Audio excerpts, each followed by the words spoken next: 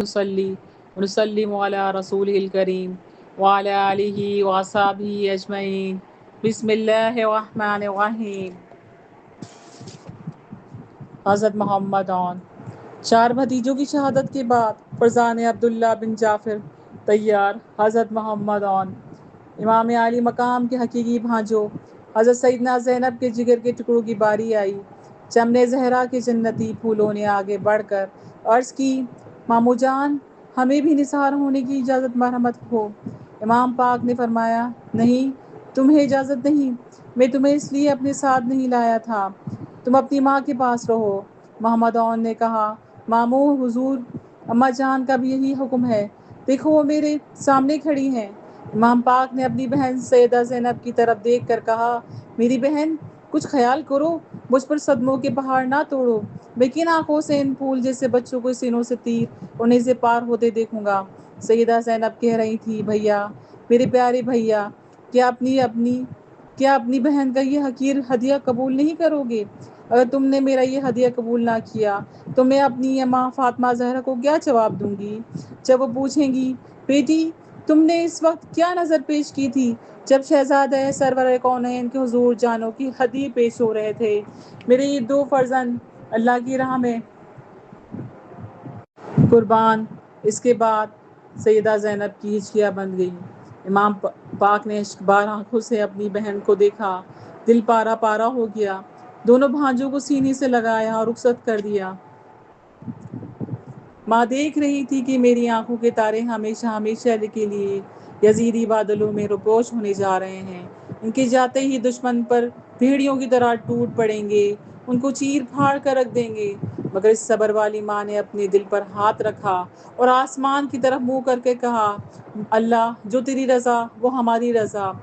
چمن زہرا کے جنتی پھول حضرت جعفر طیار کے پوتے، مولا علی کے نواسے، میدان کارزار میں دشمنوں کے سامنے گئے۔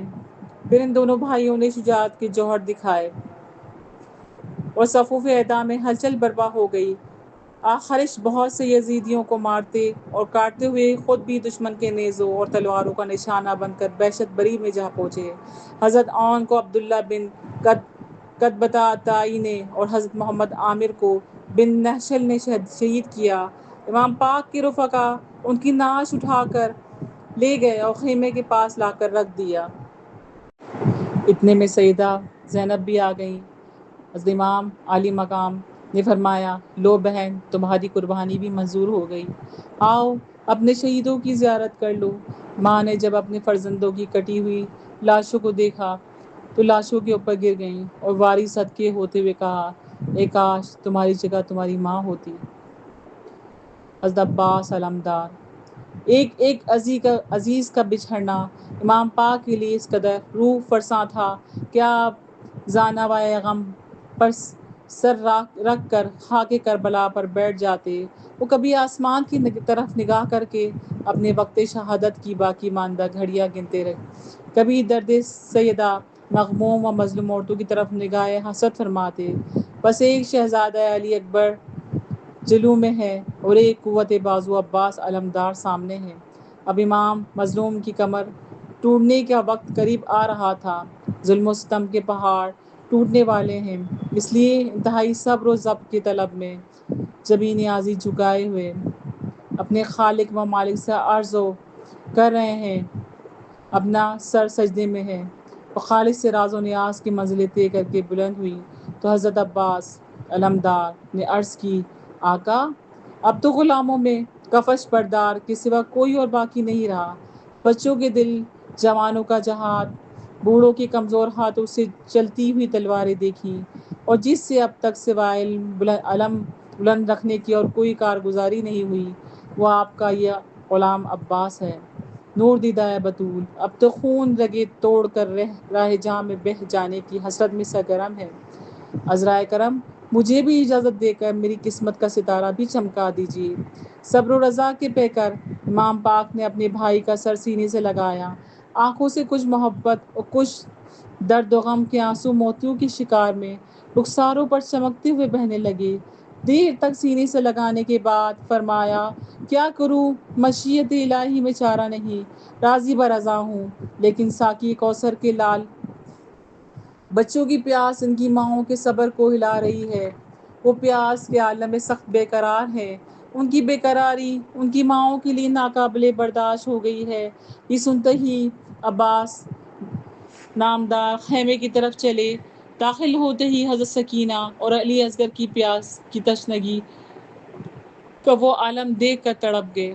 علی کے شعر نے غصے میں ہونٹ چباتے ہوئے کہا، افسوس فرات سامنے ہے اور یہ بچے پانی کی ایک ایک بوند کو ترسیں، میں ابھی فرات پر جاؤں گا اور پانی لا کر ان معصوموں کی پیاس بجھاؤں گا۔ یہ سنتے ہی سیدہ زینب کے چہرے کا رنگ اڑ گیا، وہ پکاری، بھیا کیا نہر کے کنارے فولاد میں ڈوبی ہوئی فوج کی دیوار کے مقابلے میں اکیلے جاؤ گے؟ عباس علمدار نے کہا، میری بہن تمہیں تشویش کیا ہے؟ اگر وہاں لوہے سے لدی ہوئی فوج ہے تو کیا ہوا؟ تمہارے بھائی کے پاس تیز تلوار ہے۔ شیر خدا کی ہمت افزا بات سے پیاسوں کی کچھ دھارس ہوئی اور ٹوٹے ہوئے دل سینوں میں بند گئے۔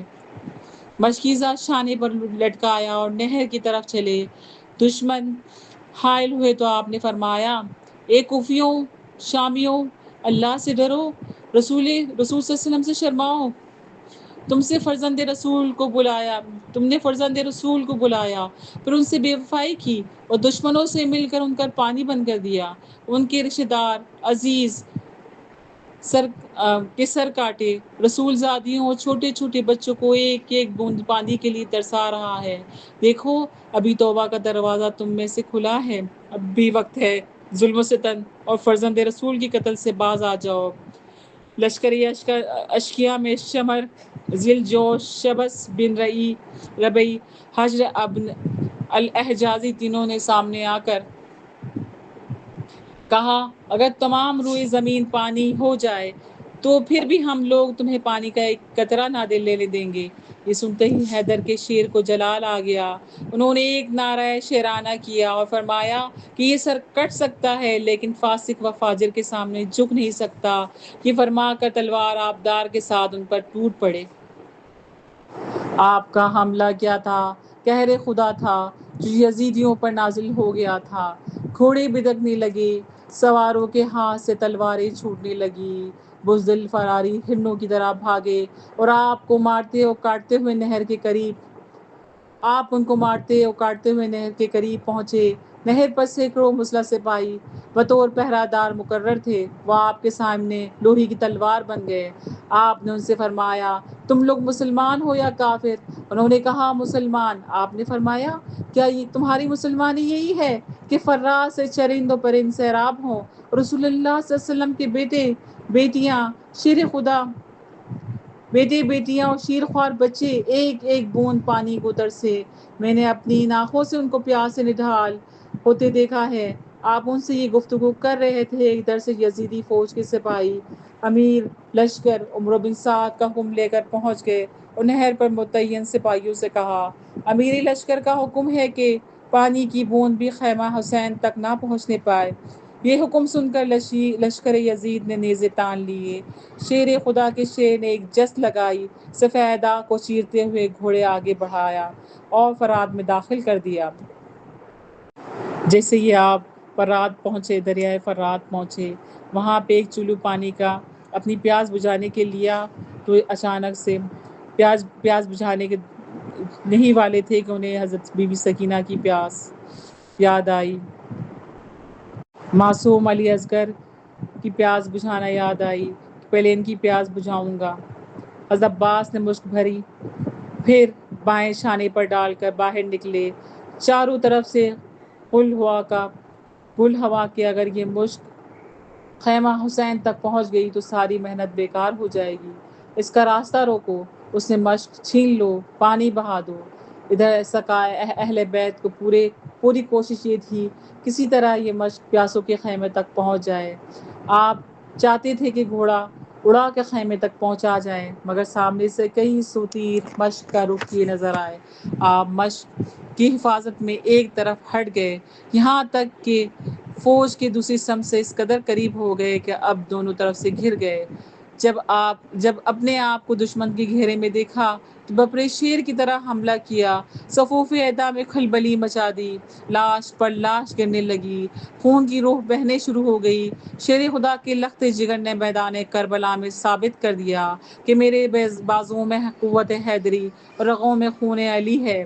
لاشوں کے انبار لگا دیے۔ ایک خبیث زرارہ نامی نے دھوکے سے آپ کی بائیں شانے پر ایک ایسا وار کیا کہ بازو علمدار کو شانے سے جدا کر دیا۔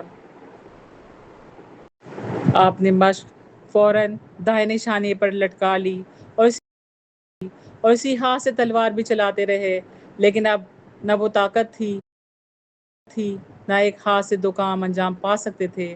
دفاعی کوشش کرتے کرتے ایک طرف سے فوج کے پہرے پر آپ نے گھوڑا اٹھا دیا کہ شاید راستہ مل جائے گا، مگر اس غازی کی خدمات ختم ہونے کا وقت بڑی تیزی سے قریب آ رہا تھا، یہاں تک کہ نوفل بن الارزق نے دائیں بازو پر بھی ایک وار کیا، وہ ہاتھ بھی کٹ گیا۔ اللہ اللہ! شیر خدا کے فرزند کی ہمت دیکھیے کہ مشق کا تسمہ منہ میں دبا لیا، لیکن مشق کے بچانے کی کوئی تدبیر کامیاب نہ ہوئی۔ ایک مردود نے تاک کر کے ایک تیر ایسا مارا کہ مشق کے پار ہو گیا، سارا پانی یخلخ بہہ گیا۔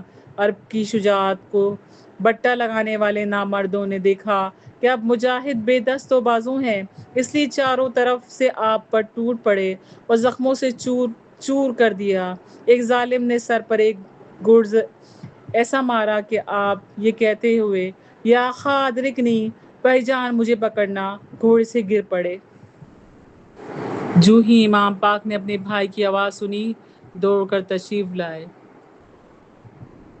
بے دست و بازو، زخموں سے چور چور بھائی کے پاس پہنچے، دیکھ کر کلیجہ تھام کر رہ گئے۔ امام حسین کے پاس حضرت عباس رضی اللہ عنہ وہ بھی شہید ہو گئے۔